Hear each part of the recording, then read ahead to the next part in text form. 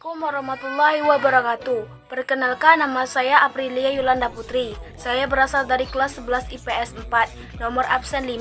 Di sini saya akan menjelaskan tentang pemikiran dan peristiwa penting di Eropa serta pengaruhnya bagi kehidupan manusia.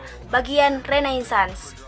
Renaissance menjadi tonggak awal yang menandai kebangkitan peradaban modern di Eropa. Renaissance berasal dari bahasa Latin renaître, yang berarti hidup kembali atau lahir kembali. Pengertian Renaissance sendiri adalah kelahiran atau hidupnya kembali kebudayaan klasik Yunani dan Romawi dalam kehidupan masyarakat Barat. Satu kebudayaan di sini mencakup semua aspek kehidupan manusia, mulai dari sistem kepercayaan, kesenian, politik, institusional, dan bentuk-bentuk baru lainnya.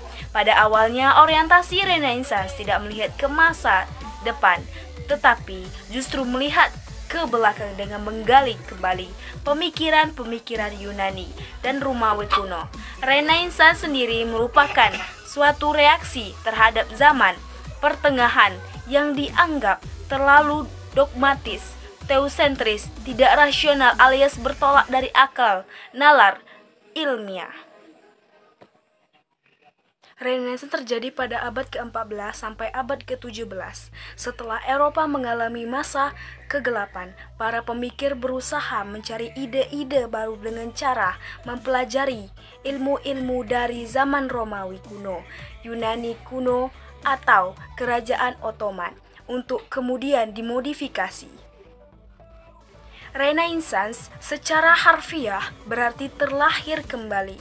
Hal ini sejalan dengan apa yang dilakukan pemikir dan seniman Eropa. Mereka kembali melihat dan membuka ide-ide lama yang ditinggalkan oleh bangsa Yunani dan Romawi, baik dalam bentuk pemikiran, bangunan, atau karya seni.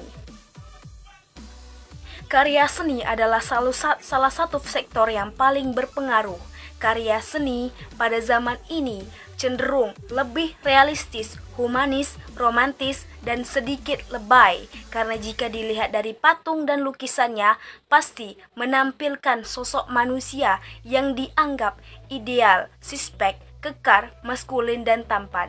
Kalau modelnya laki-laki. Renaissance atau abad pembaharuan adalah kurun waktu abad ke-15 sampai abad ke-16 di dalam sejarah Eropa yang merupakan masa peralihan dari abad pertengahan ke zaman modern. Renaissance bermula seusai krisis abad pertengahan dan berkaitan dengan perubahan sosial besar-besaran. Latar belakang dari Renaissance yang pertama adalah adanya dominasi gereja di kehidupan masyarakat di bidang politik, ekonomi, sosial, dan budaya. Yang kedua adalah kebebasan berpikir sangat dikekang. Yang ketiga adalah kehidupan sosial masyarakat Eropa yang tidak mengedepankan surgawi atau skolastik. Yang keempat adalah masyarakat berlomba-lomba memasuki kewawasan kota, dagang, dan kota industri. Yang kelima adalah berkembangnya paham rasionalisme yang mengutamakan akal dan pikiran.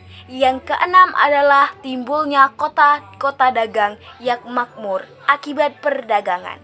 Itulah merupakan latar belakang dari masa Renaissance.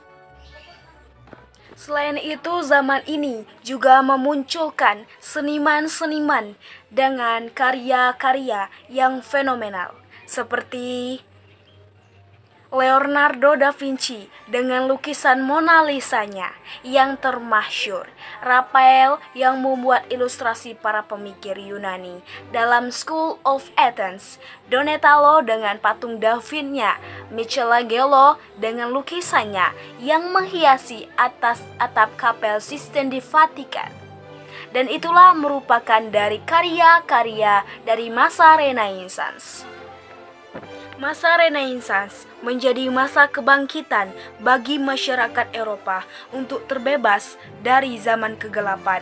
Mereka mencoba keluar dari belenggu gereja yang dominan. Akhirnya muncul pula gerakan humanisme yang mendorong kaum terpelajar untuk mempelajari tulisan-tulisan klasik yang nantinya dijadikan sebagai gerakan kesadaran untuk menghidupkan kembali literatur Yunani Romawi.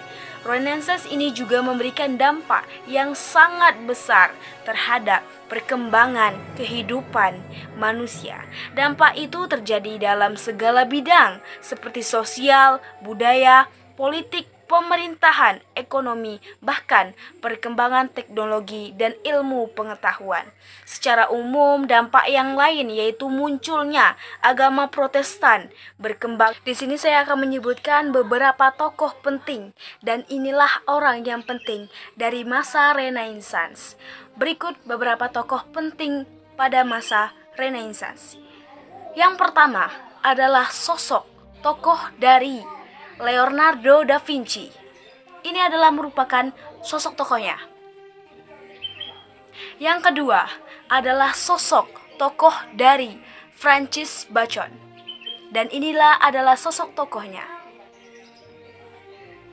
Yang ketiga adalah sosok tokoh dari Galileo Galilei. Dan inilah merupakan sosok dari tokoh tersebut.